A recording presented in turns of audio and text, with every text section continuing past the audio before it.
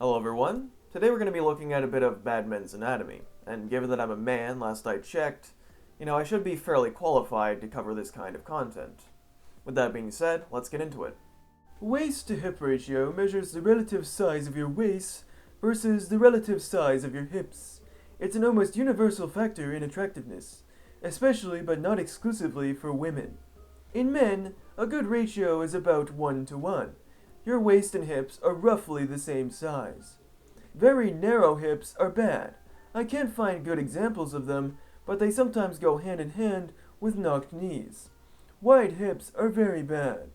You heard it here first, folks. The ideal male form is Minecraft Steve. What I don't understand is why some people think that they're qualified to talk on something like this. I'm not going to make many assertions aside from the fact that this is obviously not true, okay? I can only imagine what someone with a 1-to-1 waist to hip ratio would be. That would look really weird, regardless of gender. So, yeah, maybe just don't talk about this kind of stuff if you don't know at all what you're talking about. Women don't dislike short men because they're short. They instinctively detect male height as the karmic reservoir for ancestral pedophilia.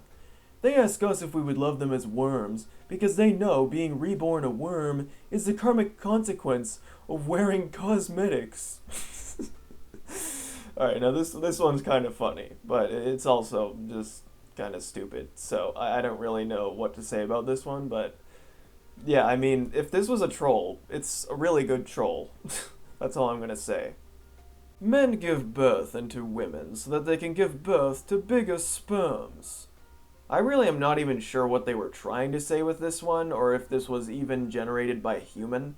I have a feeling this is something that an AI would make up to, try and pretend to be human and know about human anatomy, because, it doesn't even track with what people would have learned in, 6th grade health class. Heck, even 5th grade would be pushing it, so, yeah, I really don't know what's going on here.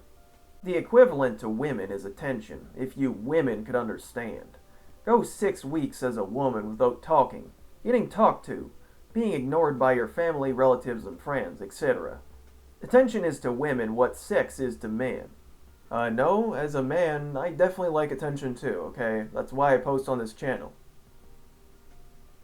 Okay, maybe that's a little bit too honest for the video. Maybe I should cut that. We're good. I can leave that in. I have 2 sons. One is grown and one almost grown, and if I could go back and do it over, I would never had either one circumcised. I was a young mother, and looking back, it didn't feel like I had any other option. It was what was done, and I vaguely remember being scared that I'd get in trouble for not doing it. At no point was it ever presented to me as a choice, and I was made to feel like it was required. No, you made the right decision. It takes a minute and the infant cries for just that. Then it's over. They're too young to even know. They will appreciate it when they are grown. It's much worse to do it as a man or teen when it's no longer a tiny little piece of flesh with no nerves. Okay, I'm gonna go out on a limb here and say that's probably not what she was talking about, okay? I don't think she was talking about comparing it between doing it as a baby and as an adult. I think she was talking about doing it versus not doing it, okay? As in the second situation, she's recognized there's no pain at all, so that's probably the preferable option. Is it normal if I'm a straight woman and find 95% of men physically unattractive?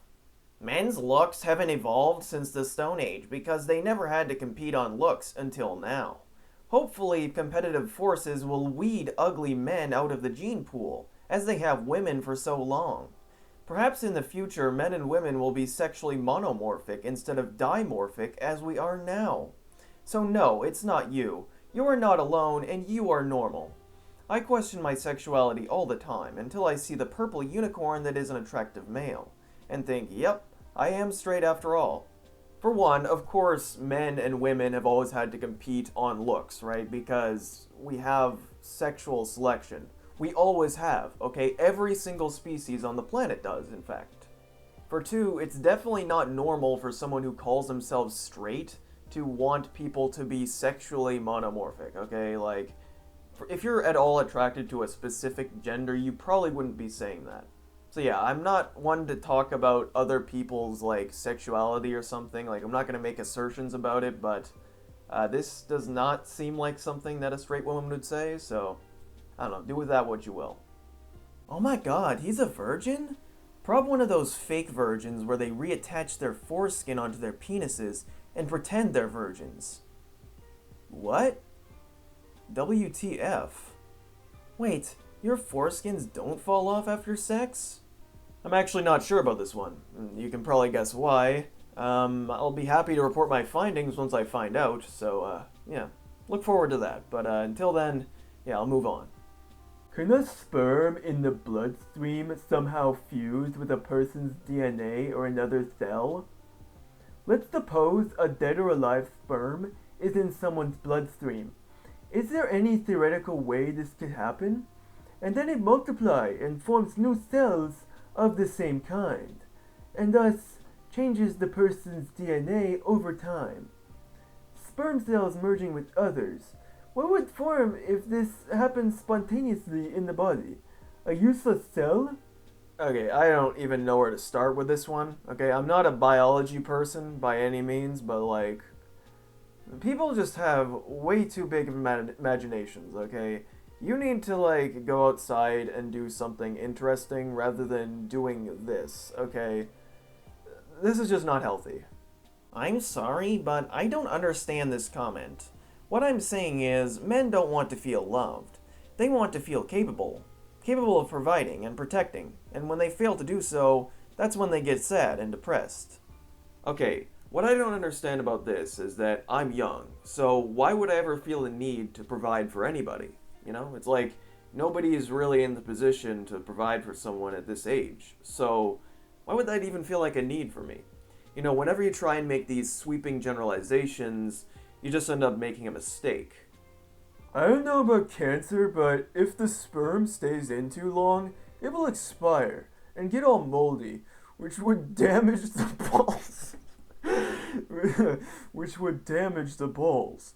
Plus, getting a boner and not being able to release the tension that's building up from getting excited will begin to hurt a lot.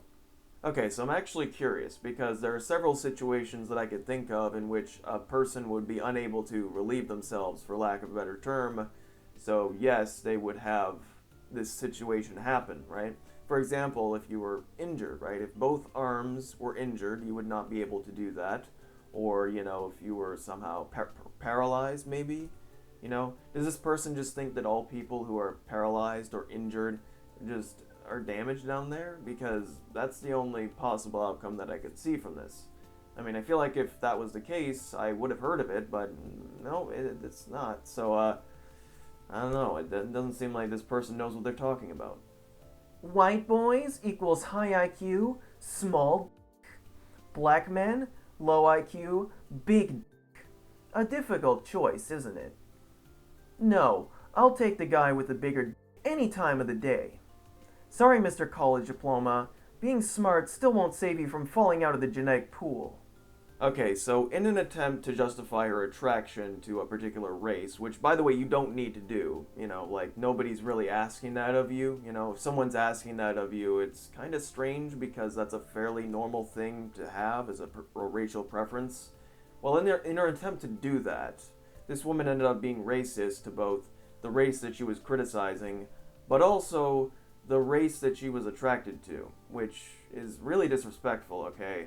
I mean, I know that people don't generally check their potential mates' like Twitter history or whatever, but this is probably not a smart thing to post if you're attracted to black men, okay? Like, it's just not a good idea. I don't think that if a black man saw this, he would be too happy. So, yeah, maybe reconsider posting stuff like this next time. Just maybe a safer option.